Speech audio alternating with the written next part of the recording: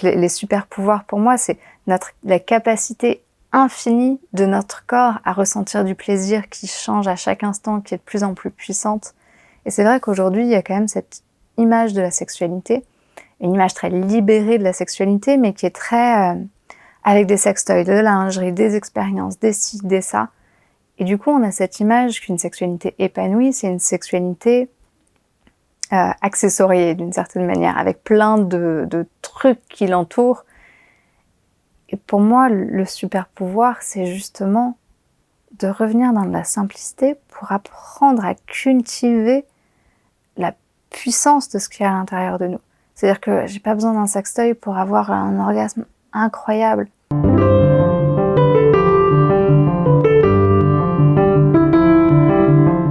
Bonjour, bienvenue dans Dialogue. Lorsqu'on parle en général de sexualité, c'est gênant, embarrassant et souvent chiant, non? Eh bien, je vais vous montrer que ça peut être émouvant, touchant, intime, surprenant. Aujourd'hui, je reçois Margot Fried-Filiosa qui va nous parler de son dernier livre, L'intelligence intime. Bonjour Margot. Bonjour Fabrice. Je suis très heureux de te recevoir pour parler de ton nouveau livre, qui est un continent que tu nous invites à explorer, l'intelligence intime. Qu'est-ce que c'est l'intelligence intime? On connaît l'intelligence cérébrale, on connaît l'intelligence émotionnelle, et tu proposes ce concept que je trouve très fort d'intelligence intime. Pour moi, l'intelligence intime, c'est justement à l'intersection de ces intelligences-là. C'est-à-dire que le sexe, c'est pas juste du sexe, mais c'est pas aussi juste de l'émotion. C'est qu'il y a toute une partie émotionnelle, toute une partie relationnelle, et toute une partie de connaissance de son corps, des lois un peu de la sexualité, du plaisir, du désir. Et si on n'a pas un mélange de ces différentes compétences-là, de cette connaissance de soi, de son propre corps, de son fonctionnement et de l'autre, ben on est un peu piégé. Donc l'intelligence intime, c'est tout ce qui fait qu'on peut être en connexion avec notre corps, notre désir, notre plaisir, avec l'autre, ses émotions et nos émotions, exactement. Donc c'est vraiment penser complètement autrement la question de la sexualité. Au fond, dès qu'on parle de sexualité, on est tout de suite dans l'idée, au fond, de performance, de normalité ou d'extase, mais peu de cette dimension d'intime, que c'est l'espace d'une intimité, d'une rencontre avec la vie, d'une rencontre avec soi, et c'est ce renversement-là que tu invites les gens à faire. Tout à fait. Moi, j'ai beaucoup de clients, de clientes qui viennent me voir en me disant « j'ai un blocage, j'ai un problème, il y a quelque chose qui ne va pas chez moi, je n'y arrive pas ». Et en fait, on se rend compte qu'on est vraiment orienté sur la performance, sur « il faut faire comme ci, il faut faire comme ça, j'ai besoin de réussir à me conformer à un certain modèle ». Et je pense que l'intelligence intime, c'est l'intelligence de sortir des modèles prédéfinis qui nous sont donnés pour venir questionner « moi, de quoi est-ce que j'ai envie ? Moi, de quoi est-ce que j'ai besoin ? Et comment est-ce qu'on crée quelque chose dans lequel vraiment on se rencontre ? Plutôt que d'essayer de faire bien, c'est de faire juste, en fait. Pour moi, pour toi, pour nous, ensemble. » Et le chemin que tu proposes est très décomplexant, libérateur et très surprenant. Et une des premières étapes, une des choses que tu poses dans le livre, c'est que ne pas aimer le mauvais sexe, c'est normal, que je trouve une phrase très forte, et peut-être on peut partir de là. Ouais, tout à fait. C'est-à-dire que, par exemple, ces femmes qui viennent me dire en disant « j'ai un blocage » et que je les questionne un peu sur leur vie sexuelle, c'est « ah en fait, j'exprime jamais mon désir. Quand je dis stop, parfois, l'autre me convainc d'essayer de me forcer un peu. J'ai mal à la pénétration, j'ai pas de plaisir, j'ai pas d'orgasme, je me sens stressée, je me sens sous pression, j'ai peur de pas être dans la performance. Du coup, c'est pas une sexualité épanouissante. Et on se sent pas, ces femmes se sentent pas normales, en fait, de pas aimer une sexualité qui est pas épanouissante. Enfin, ces femmes, ces hommes, pour tout le monde. Et c'est pour ça que tu écris, est-ce que c'est pour ça que tu écris que, heureusement, que vous bloquez? Ouais, heureusement. C'est-à-dire, quand on bloque, c'est notre corps qui dit « stop, arrêtez, je veux faire autrement, j'ai besoin d'autre chose. Ça, je ne veux plus. » Et il y a un moment où quand on n'arrive pas avec nos mots à dire « non, j'ai pas envie de ça, par contre, est-ce que tu peux m'embrasser tendrement dans le cou ? au final, notre corps dit « bah non, stop en fait, cette manière-là de faire, c'est pas ça que je veux ». Et donc c'est pour ça que je dis, en effet, ne pas aimer une sexualité pas épanouissante, c'est normal, c'est pas un blocage, c'est pas un problème.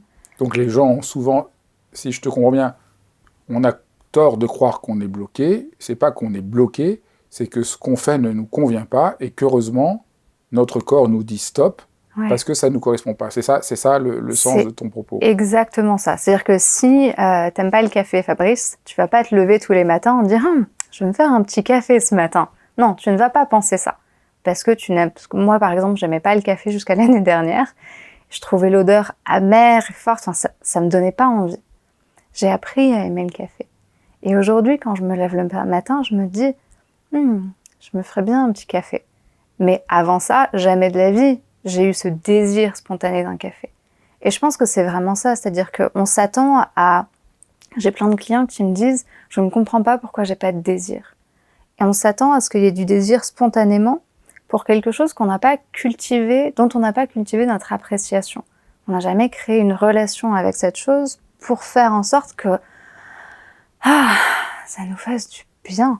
Donc on pourrait dire c'est comme si aussi, soit on n'a pas le goût pour le café, soit on a bu que du très mauvais café complètement mauvais, et puis donc on n'en a pas envie, et puis quelqu'un nous dit mais si, goûte, celui-là il est délicieux, et on découvre complètement autre chose. C'est ça, c'est un peu comme genre si tu avais juste jamais goûté que les petits cafés là, solubles que tu fais avec ta petite tasse là, des machines sur les stations-service au bord de l'autoroute. Tu dis, bah non, c'est que ça le café. Alors que non, en fait, il y a plein de grains différents. Et puis, moi maintenant, j'aime le café, mais avec un peu de lait d'avoine dedans, et puis un peu de sirop d'érable.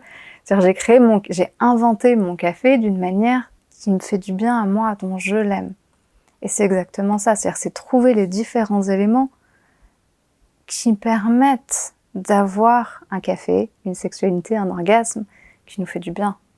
Donc, la première étape, c'est de comprendre à quel point on a tort sur la question du blocage, sur la question des limites, prendre la mesure, au fond, que si on a un problème, c'est qu'on fait quelque chose qui ne nous correspond pas. Donc, c'est vraiment une sorte d'intelligence, là, justement, de notre intimité. Tout à fait. Et par ailleurs, tu parles que notre corps a des super pouvoirs qu'on méconnaît. Est-ce que tu veux bien essayer d'exposer et d'expliciter un peu ces super pouvoirs que nous ne connaissons pas de notre propre corps? Oui, tout à fait. Souvent, avec le « j'ai pas de désir » ou de plaisir, c'est « je ressens pas grand-chose » en fait.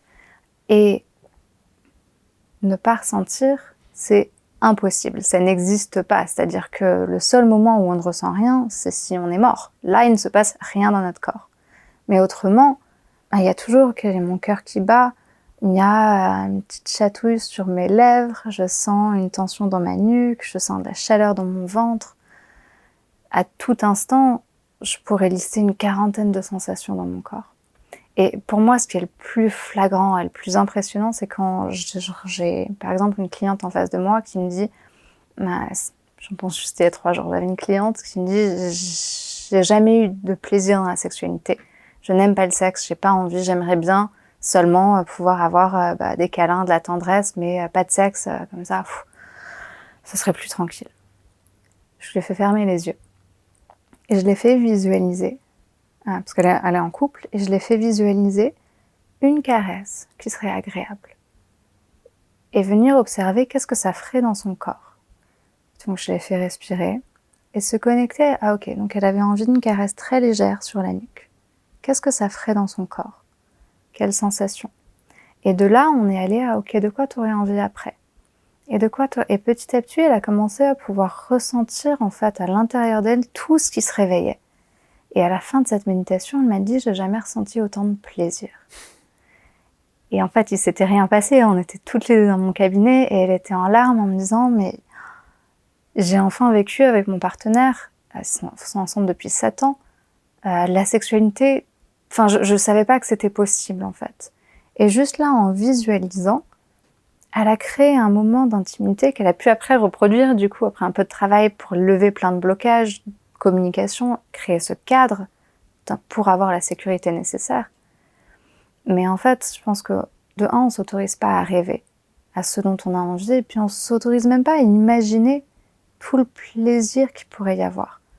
Et il y a vraiment besoin d'apprendre à déguster en fait ces sensations, à se connecter à qu'est-ce que je ressens. Est-ce que c'est souvent parce que les gens sont pris par des modèles, ou des rêves, ou des fantasmes, enfin, parce qu'il y a rêver dans le sens dont tu parles, mais est-ce que c'est parce qu'on est pris par le poids de la norme et d'une certaine... Ouais, je pense que souvent, et c'est pour ça que le livre s'appelle « Inventer votre sexualité », parce qu'on ne s'autorise pas à faire exactement ce dont on a envie. Il y a une certaine approche où c'est très stéréotypé. C'est on s'embrasse, on fait des préliminaires, on se pénètre, et puis orgasme, et puis c'est fini. Et avec certaines variations, mais il y a quand même ce modèle très scripté. Et la sexualité telle que je l'enseigne, c'est plus se demander là, à l'instant, où est-ce que mes lèvres ont envie d'être ? Là, à l'instant, où est-ce que mes doigts, la paume de ma main ont envie de toucher ? Mon corps, comment est-ce qu'il a envie d'être touché ? Pas parce que c'est le moment où il faudrait faire ci ou ça, mais parce que c'est ce dont j'ai envie. Donc je pense qu'il y a en effet tout ce modèle autour de la sexualité, et puis il y a aussi s'autoriser à désirer. Pour beaucoup de mes clients, ils ou elles ont l'impression qu'elles veulent trop. Alors qu'au contraire, le grand drame, c'est pas qu'elles veulent trop, c'est qu'elles veulent pas assez. Qu'on s'autorise pas, en fait. Parce que dès tout petit, on a appris à pas faire un drame, à pas faire ci, à pas trop vouloir, à pas faire trop de bruit. Et du coup, on veut pas déranger. Et donc, mon invitation, c'est oser déranger et oser rêver plus grand, en fait, à exactement ce dont on a envie.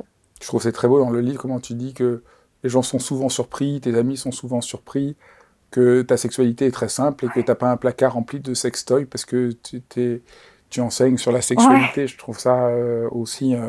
Oui, quand tu me disais donc les super pouvoirs, pour moi, c'est la capacité infinie de notre corps à ressentir du plaisir qui change à chaque instant, qui est de plus en plus puissante. Et c'est vrai qu'aujourd'hui, il y a quand même cette image de la sexualité, une image très libérée de la sexualité, mais qui est très... avec des sextoys, de la lingerie, des expériences, des ci, des ça. Et du coup, on a cette image qu'une sexualité épanouie, c'est une sexualité accessoriée d'une certaine manière, avec plein de trucs qui l'entourent. Et pour moi, le super pouvoir, c'est justement de revenir dans de la simplicité pour apprendre à cultiver la puissance de ce qu'il y a à l'intérieur de nous. C'est-à-dire que j'ai pas besoin d'un sextoy pour avoir un orgasme incroyable. Et d'ailleurs, ce qui est impressionnant, c'est que souvent je suis contactée par des marques de sextoy qui veulent qu'on fasse des partenariats. Et je dis non, moi c'est pas ça que je mets en avant. Et sur un des dépliants publicitaires qu'une de ces marques m'avait envoyé, le témoignage d'une femme qui disait « Ça a changé ma vie, je ne peux plus jouir sans. » Oh. C'est-à-dire que j'ai rien contre les sextoys en soi, amusez-vous, c'est génial, c'est super. Mais c'est dommage si on peut plus jouir sans. Il y a une certaine habituation et du coup, et c'est aussi, j'ai plein de couples qui viennent me voir en me disant « On a tout essayé. On a essayé la lingerie, les sextoys, les voyages en amoureux, les ci, les ça. » Mais ça répond pas à notre besoin d'intimité, de plaisir. Enfin, il manque quelque chose. En fait, il manque l'intelligence intime. Au fond, la plupart des gens, quand ils ont un problème de sexualité, cherchent des solutions complètement extérieures pour augmenter, au fond, la performance. Tout à fait. Au lieu de découvrir le vrai chemin qui passe par la sensation, la rencontre avec soi, la rencontre avec son désir, la rencontre avec ce qui nous habite, la rencontre de l'autre, la rencontre... Exactement. C'est exactement ça. Et ça que tu vois souvent, c'est ça ce que tu vois souvent quand les gens viennent te parler, et c'est pour ça que ça marche pas quand ils essayent de... Pourquoi ça marche pas quand ils essayent... Voilà, tu racontes souvent dans le livre, ils essayent, ils changent de lingerie, et pourquoi ça marche pas ? Bah, ça adresse pas le nœud, en fait. C'est-à-dire que pourquoi on n'aime pas, il peut y avoir plein de raisons, mais peut-être parce qu'on se sent forcé. Peut-être parce qu'on le fait pour l'autre, pour faire plaisir. Il y a plein de couples qui me disent « Oui, mais j'aime faire plaisir, j'ai de la joie à lui donner du plaisir. » Oui, mais souvent, c'est aussi je fais pour l'autre, je fais pas pour moi. Donc, on n'est pas centré sur nous, on n'est pas centré sur nos sensations. Et ça, c'est un autre point important. Moi, j'adore ça, parce que qui a écrit Narcisse, je trouve que c'est tellement important. L'idée qu'il faut se sacrifier pour les autres, pour réussir à rentrer en rapport avec eux, ça marche jamais. C'est ça, c'est faire plaisir avec l'idée que ça va nous rapprocher, mais en fait, ça nous éloigne. Parce que chaque geste, chaque chose qu'on fait où on n'est pas connecté à nous-mêmes, et on ne prend pas de plaisir, l'autre le sent, et puis c'est surtout, on va lui en vouloir. C'est-à-dire que, comment est-ce que je peux pas être un peu mal avec moi si je me force à faire une fellation pour mon partenaire parce qu'il me l'a demandé et que sinon il va être frustré. Et que oui, j'ai accepté de la faire, mais je peux pas me sentir bien avec ça. J'ai forcément un petit pincement, une petite nausée, un petit mal au cœur, et je vais pas avoir envie de la refaire dès sitôt, cette fellation, si je me suis sentie obligée. Alors qu'au contraire, en apprenant à connecter avec son propre désir, de faire parce que c'est bon pour nous, c'est comme, l'autre jour, je faisais visualiser à une de mes clientes, je lui dis, imagine, t'as un petit chat qui dort sur tes jambes, sur tes cuisses. Ce petit chat, il dort et tu le caresses. Tu sens au bout de tes doigts, tu te sens connecté à l'intérieur, c'est connecté à l'intérieur, tu sens cet amour qui t'emplit. Caresser ce petit chat, ça te donne du plaisir, ça te donne de la joie. Tu sens l'amour. Est-ce que tu caresses le pénis de ton partenaire avec la même tendresse que tu caresses ce petit chat? Non. Et ça a retourné son monde, en fait. Parce que, pour revenir à ta question de tout à l'heure, sur les scripts, et il y a une certaine idée, un certain modèle autour de la sexualité, en fait, non, caresser dans la sexualité, c'est pas aussi doux qu'on caresserait un petit chat. C'est souvent basé sur des images de pornographie, par exemple, ou l'image que l'homme n'a pas envie de tendresse et qu'il faut aller vite et fort. Et du coup, on va pas s'autoriser autant de tendresse, autant d'amour, autant de douceur. Autant d'expérience. Autant d'expérience. Donc au fond, la clé, c'est d'être plus à l'écoute de ce qu'on ressent. C'est ça, c'est explorer un peu. Et là, tu travailles beaucoup dans le livre sur ce que ça veut dire ressentir, que c'est beaucoup plus complexe qu'on ne le croit, qu'il y a que les sens et pas seulement les 5 sens. Oui, tout à fait. Par exemple, généralement, je parle dans le livre d'un couple pour qui la sexualité se passe bien, mais qui venait me voir pour aller plus loin. Et je leur demande, ok, décrivez-moi ce que vous avez ressenti, par exemple, dans un dernier rapport. Ils m'ont dit, c'était bon, c'était chouette, c'était léger. Ok, génial. Mais tous ces mots, et on a très souvent tendance à utiliser ce genre de mots. C'est bon ou c'est mauvais, ça fait mal ou c'est agréable, c'est du plaisir, j'ai un orgasme. Mais on va pas dire, j'ai ressenti comme des picotements, de la chaleur qui brûlait dans mon clitoris, qui irradiait dans mon ventre et dans ma poitrine jusque dans ma gorge, puis une sensation fondante au bout de ma langue et comme des larmes de joie qui coulaient et qui chatouillaient le long de mes joues. On va pas rentrer dans la subtilité, en fait, de tout ce qu'on expérience. Et parce que souvent, on manque de mots, parce que ça nous vient pas à l'esprit, on n'a pas pris l'habitude. Et du coup, on va avoir une approche de nos sensations qui est en fait assez, déjà basée sur un jugement, parce que bon ou mauvais, c'est un jugement, c'est une interprétation, c'est pas une description, et puis qui reste quand même assez vague, en fait. Et je pense que pour pouvoir pleinement faire l'expérience du plaisir, on a besoin de cette subtilité de mots, de sensations, d'attention, pour vraiment être connecté avec ce qui se passe à l'intérieur.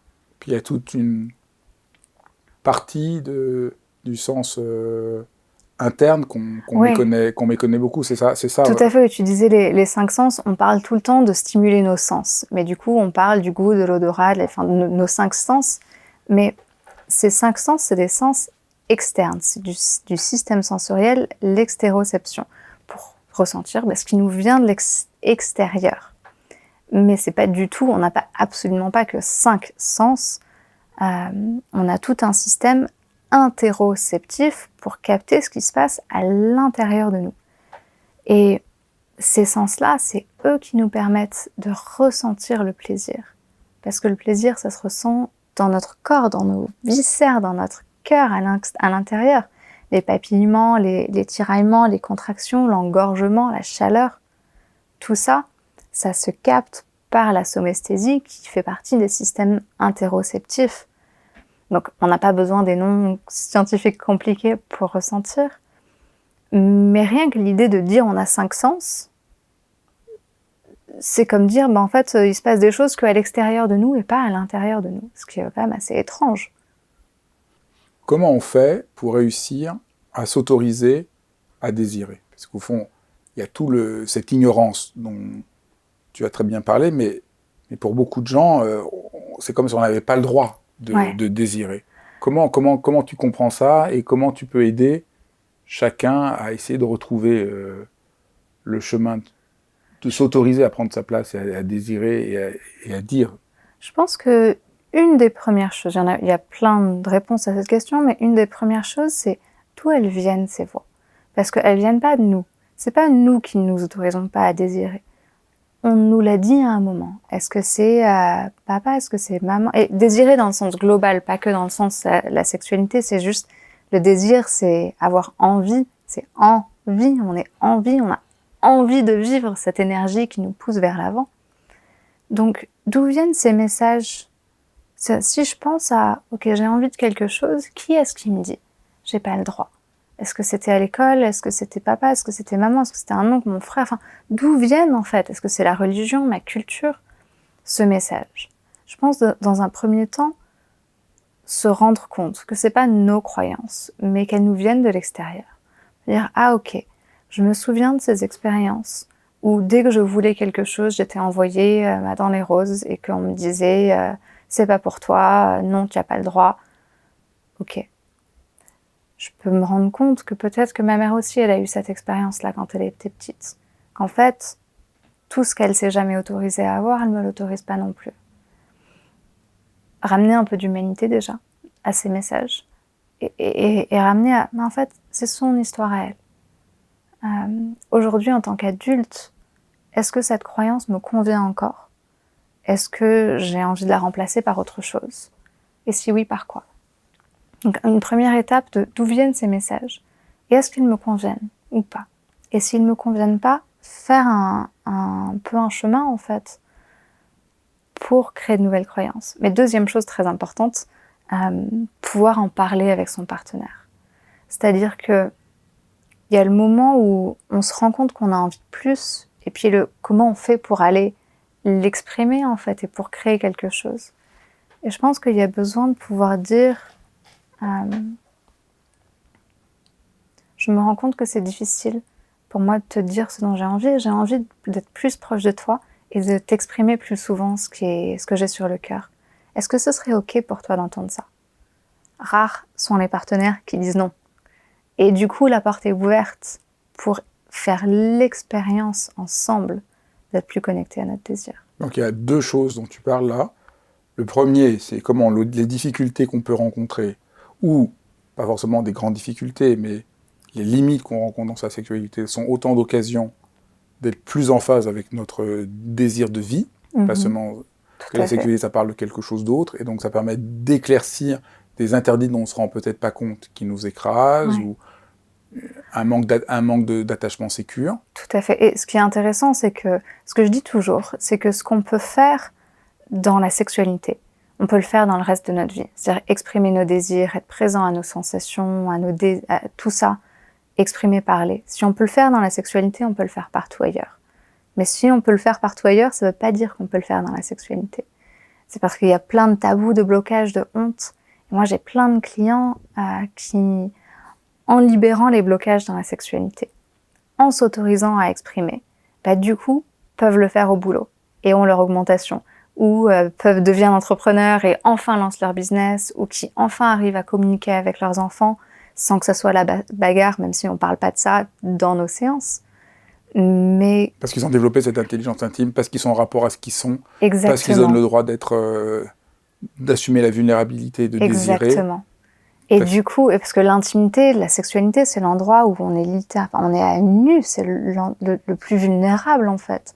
Et si on peut avoir cette force-là, cette solidité intérieure, cet alignement, dans ces moments les plus vulnérables, du coup, on a entraîné ce muscle, en fait, de l'intimité et de la présence à soi et du désir. Et du coup, on y a accès dans le reste de notre vie. Donc, le deuxième point dont tu parlais, c'est que l'intimité, ça se cultive dans le dialogue avec le partenaire. Donc, il ne s'agit pas, comme on l'a vu tout à l'heure, comme tu le disais très bien, il ne s'agit pas de te sacrifier pour l'autre, d'essayer de lui faire plaisir, mais il s'agit de créer un lien et d'apprendre à parler à l'autre. Oui, tout à fait. Comment on fait ça? Et pour comprendre ça aussi, c'est-à-dire que cette honte sur tu n'as pas le droit de désirer, tout ça, elle est sociale. La honte, c'est une émotion sociale. Et moi, j'ai tendance à dire que nos blessures relationnelles ne peuvent se guérir qu'en relation bienveillante avec autrui. Et donc, dans un premier temps, on identifie, ok, d'où vient la blessure relationnelle, en fait, qui fait que j'ai la croyance que j'ai pas le droit de désirer. Pour réparer cette blessure relationnelle, on a besoin de la réparer dans un contexte bienveillant, en fait. J'ai une cliente, par exemple, qui n'a jamais eu beaucoup d'espace pour désirer quand elle était petite, a une relation familiale très compliquée, et avec son mari, ne lui demandait jamais rien parce qu'elle était sûre qu'il allait dire non. Et en fait, en guérissant ses blessures relationnelles de l'enfance, et quand elle a commencé à exprimer à son mari, il était en joie d'enfin la connaître. Parce que lui, ça faisait des années qu'il était frustré de ne pas pleinement connaître sa femme, de se sentir au final un peu loin d'elle, décalé. Et du coup, pour elle, de voir la réaction tellement positive, alors qu'elle s'attendait à des crises, à des disputes, à ce qu'il envoie balader. Et en fait, en apprenant à communiquer, à partir de son cœur, de sa vulnérabilité, de son désir, il a été hyper réceptif. Et donc, ça a confirmé, en fait, cette guérison et confirmé le fait que si, ces désirs, mais en fait, ils sont bienvenus. Donc on peut dire, le chemin que tu proposes, le chemin que tu décris dans le livre, ça, tu essayes d'apprendre à chacun dans la relation intime et dans la relation sexuelle, non pas comme on imagine, juste prendre son pied, avoir plus de plaisir, mais vraiment, au fond, renouer avec la possibilité d'être, de s'autoriser à être, et de guérir ce qui est blessé en nous. Tout à fait. Et d'apprendre à communiquer. Et tu montres que c'est beaucoup plus simple qu'on ne le croit. Ouais. Ça passe par le fait d'inventer une sexualité de partage, plutôt qu'une sexualité de performance. Tu dirais ça Oui, tout à fait. C'est vraiment, je ne vais pas vous aider à mieux faire l'amour, je ne vais pas vous aider à réussir ou à avoir un orgasme. Enfin, tout ce que, avec force, vous dites, il faut vraiment que je réussisse. Non. Par contre, on va faire autrement pour vraiment découvrir la jouissance, découvrir l'extase, découvrir le plaisir, la joie, en fait, de faire l'amour. Et ça passe forcément par quelque chose qui nous est personnel. Parce que la joie, c'est une émotion c'est unique à nous, en fait. On la ressent chacun différemment. Et ce qui va éliciter de la joie chez nous va être différent de chez notre partenaire. Donc, pour que notre sexualité crée de la joie à l'intérieur de nous, ça a besoin de venir de l'intérieur de nous. Ça a besoin d'être inventé. Ça a besoin que ça soit propre à nous. Pas juste coller à un modèle qui, au final, nous épuise. En fait, ce modèle qui nous épuise, tu nous invites à le déconstruire. Et c'est pour ça que j'aime bien, tu as beaucoup de formules choc, mais il y a une formule choc que j'aime bien, non au préliminaire. Non au préliminaire! Stop! Je hais ce mot. Je hais ce mot avec tellement d'intensité, parce que préliminaire, c'est quelque chose qui prépare et précède à quelque chose de plus important. Comme si la pénétration était plus importante que ces autres caresses, en fait, qui peuvent pourtant nous remplir de joie, nous faire pleurer de joie, de plaisir. C'est non au script, non aux catégorisations des différentes caresses selon une hiérarchie abstraite qui n'a aucun sens et qui rend absolument pas justice au plaisir. Surtout que 70% des femmes, quand même, n'ont un orgasme que par stimulation clitoridienne et que la stimulation clitoridienne est rangée dans la catégorie préliminaire. Alors que c'est quand même le truc qui donne un orgasme à 70% des femmes. Mais non, c'est le truc important de la sexualité devrait être la pénétration pour qu'elles les caresses sur le clitoris sont des préliminaires. Enfin, ça n'a aucun sens. Donc, non aux préliminaires, oui aux caresses dans tous les sens, pour suivre sa propre boussole intérieure. Donc, c'est vraiment tout un travail de déconstruction de certains schémas de sexualité qui entravent, c'est ça nous entrave énormément, parce qu'on est vraiment prisonnier. C'est-à-dire, on essaye de bien faire, plein de gens essayent de bien faire, mais ils se trompent complètement de direction, c'est ça. C'est exactement ça. Et pour revenir tout à l'heure, tu disais, les gens sont surpris que ma sexualité est simple. C'est-à-dire que on a du mal parfois à imaginer ce que ça peut être quand on ne suit pas ces scripts-là. Et ma sexualité est simple et pourtant je m'ennuie jamais. Pas parce que j'essaye de faire tout le temps des choses différentes.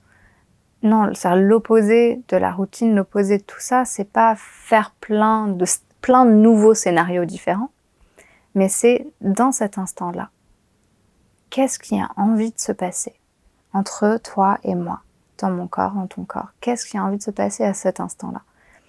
Et de pas forcément avoir l'orgasme comme but ultime, de pouvoir s'arrêter à tout moment, de pouvoir faire l'amour pendant 3 minutes ou pendant 3 heures, et d'avoir cette liberté vraiment de « maintenant j'ai envie de ça, maintenant j'ai envie de ça, encore de ça, ok maintenant on va par là, ah ça c'est pas mal, ok mais un peu plus à droite maintenant, ah ok puis là on va là, et puis maintenant j'ai envie de changer, puis j'ai envie d'autre chose, et de se laisser en fait comme dans une balade où on sait pas où on va, et on n'a pas peur de se perdre, mais on va juste pas, là j'ai envie d'aller par là, et puis j'ai envie de changer de direction, comme quand on découvre une ville en fait, que on peut s'arrêter à tout moment, boire un café ou prendre une glace ou visiter un tel magasin, on n'a pas de but particulier, on est juste là pour découvrir.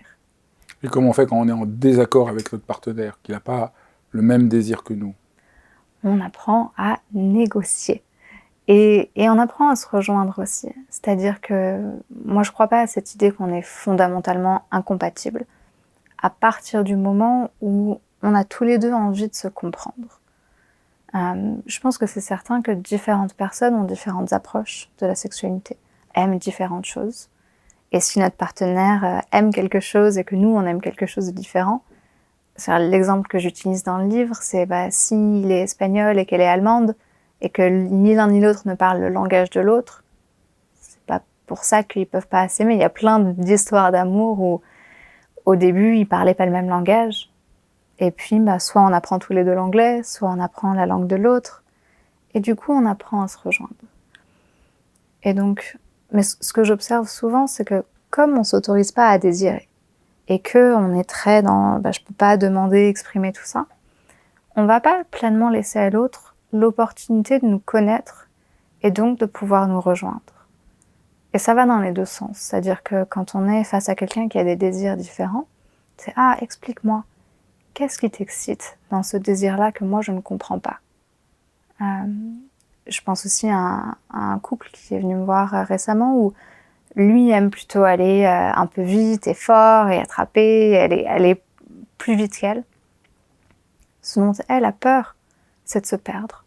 C'est de perdre l'intimité, de perdre la tendresse, de perdre la connexion. Et en fait, en communiquant, pour lui, il a aussi besoin de tendresse et de connexion dans ces moments-là.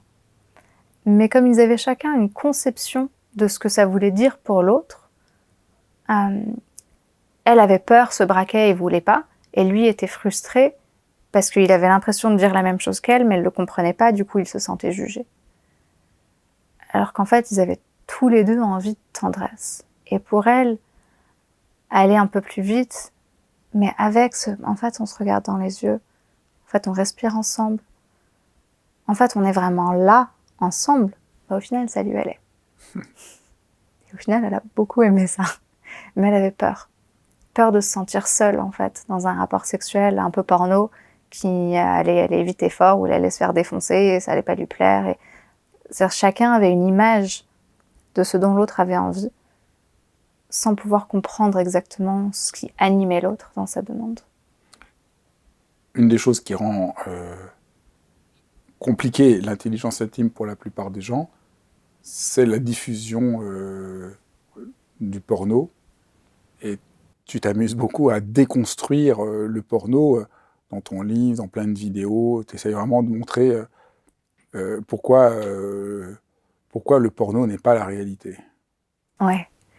Et l'idée là, c'est pas du tout une question morale, c'est juste une question qu'on est égaré par ce qu'on voit dans le porno, qui nous coupe de l'intelligence intime. C'est ça, hein, si j'ai bien compris, qui est le ressort de ta critique. Tout à fait. Et j'ai rien contre le porno en soi. Et même l'autre jour, j'étais sur un plateau de radio avec une réalisatrice de porno féministe, donc du porno dans lequel le plaisir de la femme est au centre de l'image, tout ça, et qui disait, mais oui, c'est du porno féministe, mais ça reste un film. Ne vous comparez pas, n'essayez pas de faire la même chose. C'est un film, la scène, elle a pris 4 jours à tourner.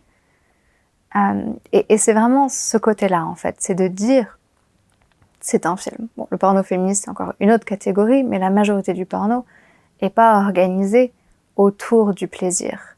des acteurs ni de ceux qui le voient en fait. C'est organisé pour exciter, pour attirer l'œil, l'attention.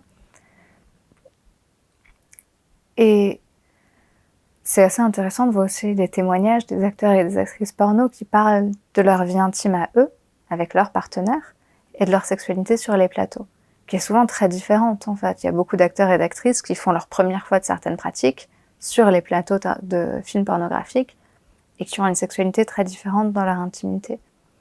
Et le problème, c'est pas le porno, c'est que quand on va au cinéma voir un film d'action, on sait bien que c'est truqué.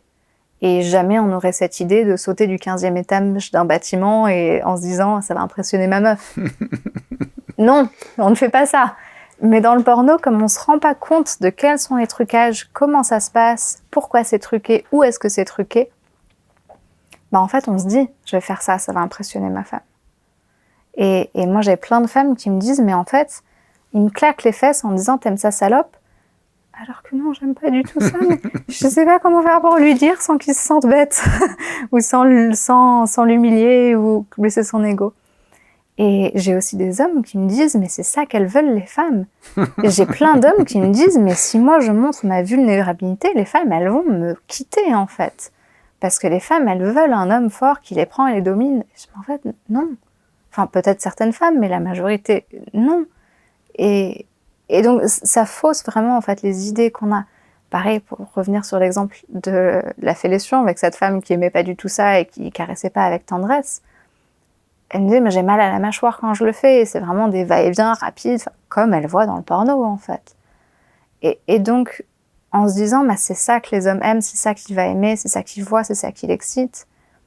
Et puis aussi, le porno, c'est le seul endroit où on est témoin de la sexualité des autres. C'est-à-dire que... C'est ça la différence avec le reste de la vie. C'est ça. C'est-à-dire que le reste de la vie, au business, tu peux aller dans une conférence pour voir quelles sont les meilleures pratiques de community management. Et on ne saute pas du 15e étage, mais on apprend à faire de l'escalade, on Exactement. apprend à nager, et donc on voit ce qu'on peut faire physiquement ou pas. On apprend des compétences d'autrui, alors que dans la sexualité, on est tout seul pour découvrir. Ou alors avec le porno. Et donc c'est là où... Mais le porno, ça n'a pas des fins éducatives, en fait. Donc c'est piégeant. C'est ça le vrai piège du porno, c'est que c'est ça, sa finalité n'est pas d'éduquer, et donc on manque d'éducation à la sexualité. Oui. Un des pièges du porno aussi, c'est que ça change ce qu'on va trouver excitant. C'est-à-dire que plus on est exposé à certaines images, plus notre cerveau va y être accoutumé, habitué, et plus ça va nous exciter, c'est ça qu'on va rechercher. J'ai plein d'hommes qui disent j'ai du mal à trouver d'excitation sans porno. Comme plein de femmes qui me disent j'ai du mal à avoir un orgasme sans vibrateur. C'est-à-dire que plus on s'habitue aussi à un stimuli externe plutôt qu'à une connexion à nos sensations, plus on en est dépendant en fait. Et dernière question, la méditation t'a aidé à développer cette autre approche de la sexualité. Est-ce que tu veux bien dire un peu ton chemin et en quoi la méditation... je trouve ça intéressant parce que les gens qui nous écoutent savent à quel point je ne cesse pas de dénoncer la méditation pour se calmer, pour être zen, donc c'est pas du tout ce type de méditation, mais il y a un rapport profond, si tu veux bien peut-être témoigner. Tout à fait. D'ailleurs, il y a une partie dans le livre qui s'appelle « Jouir, c'est méditer ». C'est-à-dire que pour ressentir toutes les subtilités du plaisir, on a besoin de pouvoir être présent, là. J'ai plein de clientes qui me disent « j'arrive pas à lâcher prise ». Mais elles essayent de lâcher prise avec leur mental. En disant « il faut que je lâche prise, il faut que je sois connectée, il faut que je sois présente ». Et j'aime beaucoup la manière dont, justement, tu parles de méditation aussi. C'est « on se fout la paix, en fait, et on observe. On est là avec ce qui se passe. » Et mon chemin, ça a été beaucoup d'apprendre, en fait. J'ai eu la chance d'être exposée à des pratiques de pleine présence dans la sexualité et d'apprendre, justement, sans essayer d'avoir un but, sans essayer de créer un orgasme, sans même essayer de créer du plaisir. J'observe les sensations de plaisir dans mon corps. Et à partir de là, c'est-à-dire tout à l'heure quand je parlais de la femme que j'ai fait visualiser, et je me dis j'ai jamais ressenti autant de plaisir, pourtant il ne s'est rien passé. Elle ne s'est pas touchée, dans mon cabinet il ne s'est rien passé. Notre attention peut augmenter notre plaisir, c'est-à-dire que je pense que la méditation nous apprend à pouvoir diriger notre attention sur notre corps, sur notre respiration, sur nos sensations, et pas à faire le vide, mais à être présent avec tout ce qui se passe.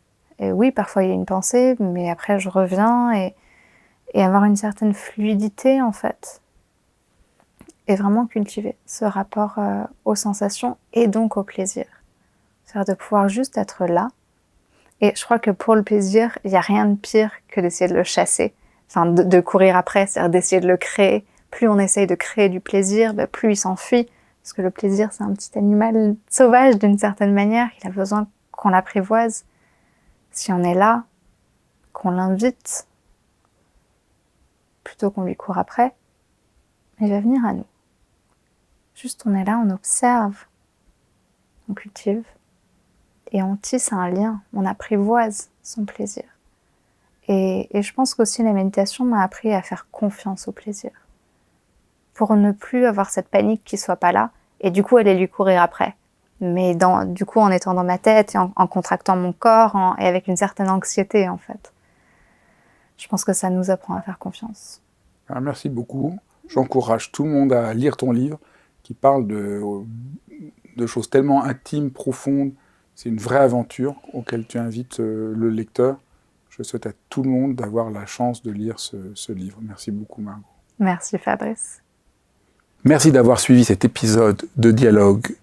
Si cela vous a plu, surtout, likez, mettez des commentaires, partagez et surtout, par-dessus tout, abonnez-vous. C'est vraiment important pour le travail que je fais et pour m'aider à le poursuivre et vous proposer d'autres extraordinaires rencontres. À très bientôt.